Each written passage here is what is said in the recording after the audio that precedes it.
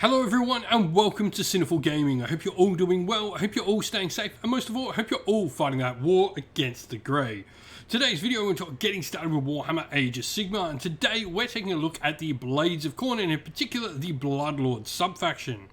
Now in this video we're going to go through talk a little bit about what makes the Bloodlords special for a Blades of Khorne army before having a look at a couple of units we recommend to get started with for the faction. We'll then take a look at a couple of other units we recommend to go and expand upon those first couple of initial purchases, and finally finish off the video with a little sample army list for you to use as some inspiration for starting your own Blades of Khorne army using the Bloodlords.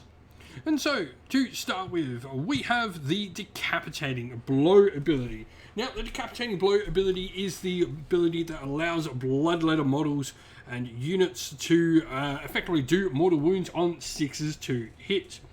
Now, what we're going to get instead of this for Decapitating Blow is we are going to have this ability trigger on a 5+ rather than the unmodified roll of a 6. This really increases the amount of mortal wounds our Bloodletter type units can do, and this is a Bloodletter keyword, not Bloodletter host, so this does affect units like the heroes, even things like your Bloodcrushers as well.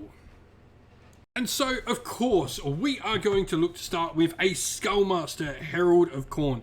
Now, this is the Blades of Khorne demon hero mounted on top of a Juggernaut, which is really cool to begin with. First of all, I absolutely love Juggernauts. I think they're one of the coolest demonic mounts that GW has ever made. But with that said, we are going to get the Blade of Blood, 2-inch range and 2 damage on it. You got Decapitating Blow in there, so it's going to have the potential to do some mortal wounds. Once again, this triggers on a 5+ now rather than 6. A 3+ base save and 7 wounds is just awesome. And you've also got the Herald of the Blood Thunder Stampede ability, where once per battle you can effectively give reroll charges to all Bloodcrusher units wholly within 16-inch of this model.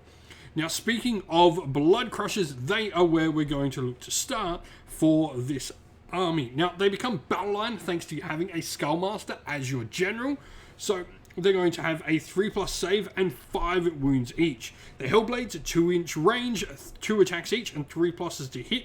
They've also got, the Decapitating Blow ability, so they're doing mortal wounds there on the unmodified roll of a 5+ now, thanks to the subfaction. And the Murderous Charge ability, after this unit makes a charge move, you pick an enemy unit and roll a dice for each model in this unit.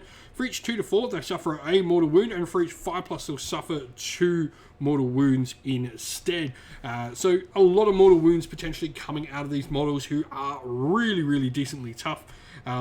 They've got that nice 3+ save, 5 wounds, that you're getting a lot of wounds on the table for this unit. Now, looking at where else we can expand upon, and I think having a look at some of the other sort of mounted armies that we can look at maybe going an all-mounted Khorne demon force is a really cool thing. And the first one of these I want to look at is going to be the Blood Throne. Now, this is now a priest, which is really cool, and it's got a prayer called Blood Call, where if this prayer has an answer value of 3 and a range of 16, and you also add 1 to the chanting roll of the chanter if it's within 3-inch of any enemy units. If answered, pick one friendly Bloodletter host or Bloodcrushers unit wholly within range to the chanter, and if that unit is a Bloodletter host, you can return D6 slain models, or if it's a Bloodcrusher unit, return 1 slain model to the unit. On top of this, you're going to get access to a really nice diverse lore of different prayers that we have access to. It's got Decapitating Blow in there, but its mortal wounds with Decapitating Blow will vary on this, depending on the weapon's damage, which is pretty cool. And you've also got the Gore Feast ability, where each time an enemy model is slain by an attack made by this unit, you can heal a wound allocated to it as well. Now, the Skull Cannon is the alternate option you can build with this kit, and yes, it's a cannon, it's a ranged weapon that you can have in a Khorne army. This has a nice 18-inch range, 4 attacks with D3 damage. It's also got the cool Hellblades in there as well, and the Decapitating Blow on them as well. Now, if we are looking at some other units we can bring in, Bloodletters obviously do get all the benefits in there. I just think that Bloodcrushers being able to be Battleline and get a lot more out of this as it really ups their damage, but getting 5 ups to wound on units of Bloodletters is really cool nonetheless.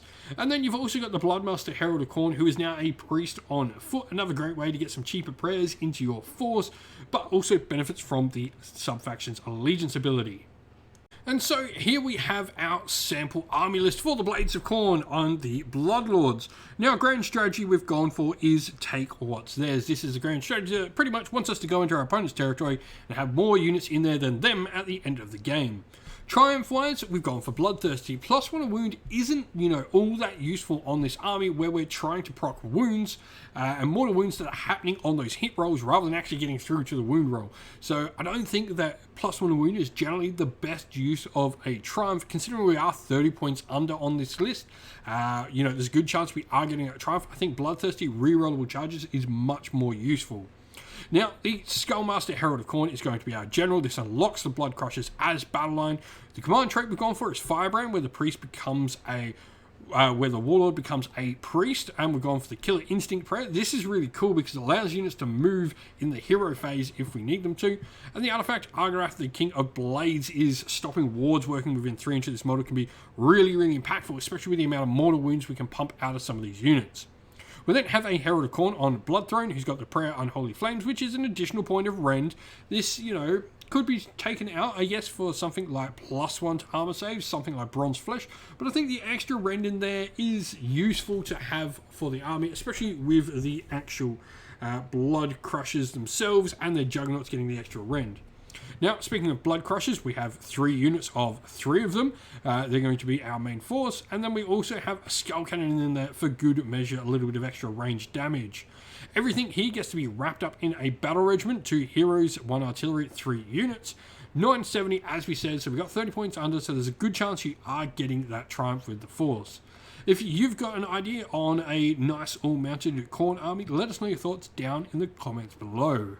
And so that's the end of the video. We hope you all enjoyed it. If you did, please don't forget to leave a like and subscribe to the channel if you haven't already.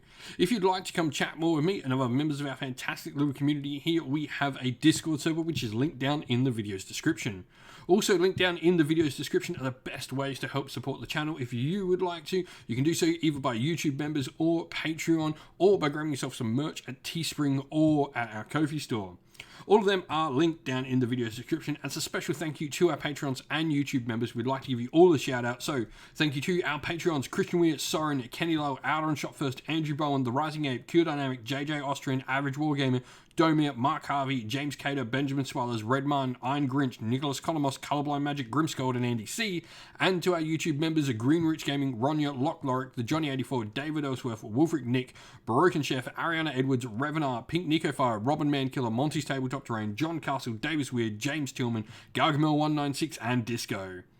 Lastly, a special thanks, first of all, to Lady Witchfox Art, who does all the amazing art with the channel, everyone who helps come and provide the games for everyone to watch on the channel as well, and indeed all our fantastic mods and members of the community who keep our Discord and comment section a fantastic place for all to be. Thank you all once again, everyone. Stay safe, stay well, and most of all, keep fighting that war against the Grey. Ciao for now.